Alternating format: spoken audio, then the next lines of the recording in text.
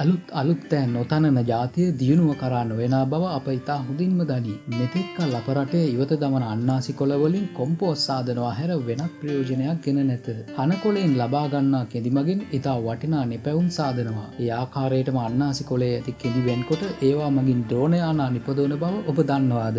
මේ ආකාරයට ලබා ගන්නා අන්නාසි පත්‍ර කෙඳි මගින් ඩ්‍රෝන යානාවල බඳ කොට සහ අනෙකුත් කොටස් නිපදවනවා. එම කෙඳි ඉතා සැහැල්ලු බවින් උපරිම වන අතර ඉතා ශක්තිමත් භාවයකින්ද යුක්ත වනවා. මෙම ඩ්‍රෝන යානා කිලෝමීටර් එකක් ඉහළ අහසට හා මිනිත්තු 20ක ගුවන් කාලයක් ලබා දෙන ලෙස මේ වන විටත් නිපදවා තිබෙනවා. ඔවුන් පවසා සිටින්නේ මෙම ඩ්‍රෝන යානා අනාගතයේදී කෘෂිකර්ම ශේෂ්ත්‍රයේම ප්‍රයෝජනයට යොදා ගන්නා බවයි. මේවායේ නිෂ්පාදන වියදමද ඉතා අවම මට්ටමක පවතිනවා. කෘෂිකාර්මික භෝග සඳහා දියර වර්ග ඉසීමට යොදා ගන්නා ඩ්‍රෝන යානා නිපදවීමට මේවා යොදා ගැනීමට නියමිත බව සඳහන්. එමෙන්ම අන්නාසි ගොවීන්ට අන්නාසි ගෙඩි විකුණා ලැබෙන ලාභයට අමතරව අන්නාසි පත්‍ර විකිණීමට හැකිවීමෙන් ඉතා ඉහළ ලාභයක් ලබා ගැනීමට හැකිවීමද විශේෂත්වයක් වනවා. අලුත්වන ලෝකයේ නව දැනුම රැගත් වීඩියෝ රැසක් දිනක් තුළ නැරඹීමට පට්ට කොලිටි නාලිකාව මගින් ඔබට අවස්ථාව ලැබෙනවා. ඔබ තවමත් අප සබ්ස්ක්‍රයිබ් කර නැත්නම් පහත රතු පාට බටනේ මත ක්ලික් කර අපව සබ්ස්ක්‍රයිබ් කරන්න.